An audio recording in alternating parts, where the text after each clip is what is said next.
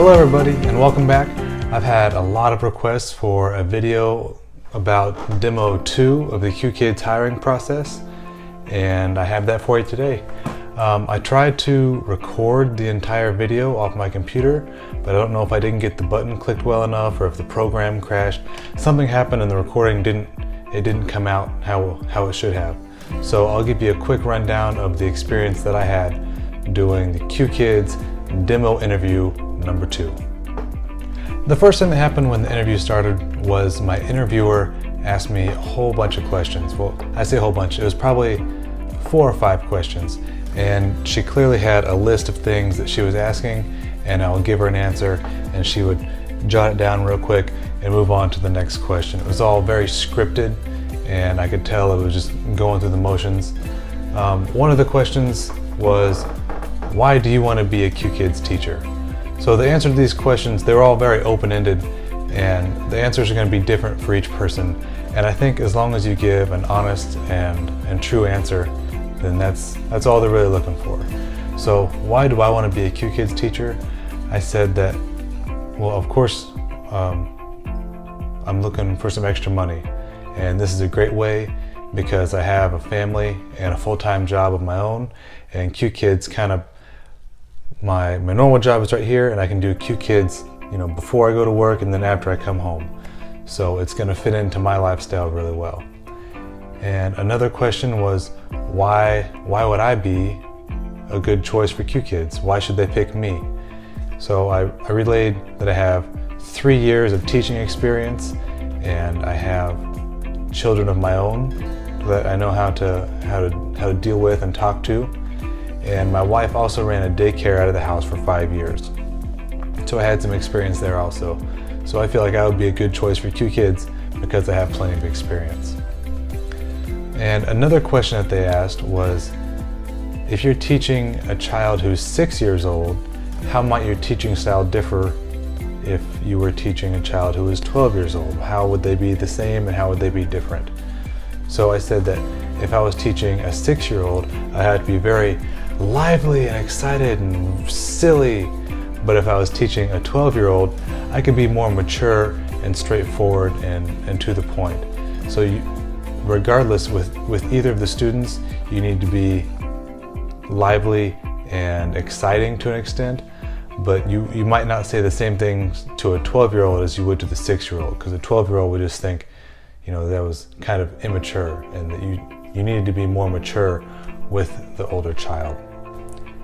And there were a couple other questions that asked about experience and schedule and what time slots could I fill and things of that nature. So after this question and answer session, which it probably took 3 or 4 minutes maximum, after that we moved on to walk through some of the lesson material. When we walked through the lesson material, I of course played the role of the teacher and the interviewer played the role of the student. Sometimes that was kind of weird because she even tried to sound like a child. But while we did this, I would go through and I would be excited and I would say, can you say pink? And things like that. And what I can say, some of the best advice I can give is practice all the games. You have plenty of time to go through and you can click through all the material and you can see all the slides that there's going to be. So you have time to practice exactly what you're going to say. And you can practice, whenever you practice, you can be in a room by yourself and say things out loud. No one's going to think that you're weird if you're in there by yourself. So you can practice, say pink, say yellow, and sit in there and click through every slide and say exactly what you would say, just as if you were actually with a student. While you're doing the interview, be sure that you're ready for any kind of curveballs that they might throw you. For instance, on one slide, I forget what the actual words were, but let's say they were colors. Let's say pink, yellow, green, right? There's 3 cards, a card that said pink, yellow, and green. So I clicked on the first one and I said, can you say pink? And she said, no, teacher. And I thought, oh no. Well, I hadn't thought that this might happen. So I said, what does the P say? P says p, p. ink, and then sound it out, pink. I didn't realize that these children may not know the phonics. They may not understand all the letters. They see a word and say, oh, that's pink. So I tried to have her sound it out, and then, it didn't work very well. And then we went on to yellow, and I said, can you say yellow? And she said, no, I can't say that.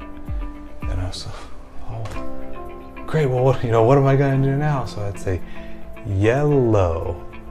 And she said, no, teacher, I can't say that. And I started to get really nervous, like, well, I don't know what I'm going to do now. I didn't count on this happening. So I said, yellow. And she said, yellow. I said, oh, great job, great job. And then another thing, you need to be ready for alternate teaching approaches or different ways to motivate the student. So I clicked up on a special sticker, and it was a thumbs up or fireworks or something like that. And I said, oh, great, you get fireworks. And I stuck it on the screen, and she said, oh, yay. And then she pretended like she was very happy. So I said, say yellow. And she said, yellow. And I said, oh, yay, great job. And gave a diamond or whatever. And at the end of that lesson, some of the feedback that I got from the interviewer, she said that some of the things you can do is, she said, oh, it was a great job to give the sticker, in a pinch like that is some extra motivation. But some other things you can do is you can use like a pattern, a rhythm. You can use a rhythm. You could say pink, yellow, green, pink, yellow, green. And sometimes that can help the student pick that kind of stuff up a little bit easier. So always make sure that you can adapt your teaching style to the needs of the student, and don't fail to use all of the things that you have at your disposal. So we have stickers and those little Snapchat kind of Spider-Man mask and Batman mask and things like that you can put on the student, or there's diamonds.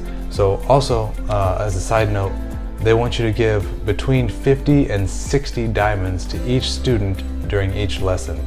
And I have a hard time hitting that sometimes because it's just making it rain with all the diamonds, And another big thing that they want is they want you to smile and be like ultra motivated the whole time, doing total physical response with everything and smiling, and you have to be 110% the whole time.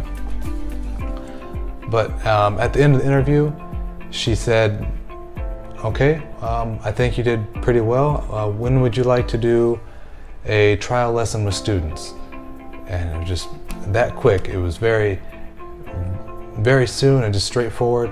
And I said, well, when do you have open? Well, how about Thursday? Well, Thursday would be great. What time? And it was that quick. And I think we might have scheduled 2 at the time. So it was just like that, and moving on to the next phase.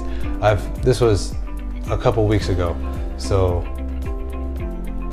yeah, it all happens really quick. And I hope this video helped. If you like the videos, please make sure you click that subscribe button down there. And if you're applying to be a Qkids teacher, I'll leave my referral code in the description. I would love it if you all, if you could use that. And if you have any questions, please leave them in the comments. I will respond to them as quickly as I can. And be on the lookout for the next video, which will be coming up shortly. Thank you.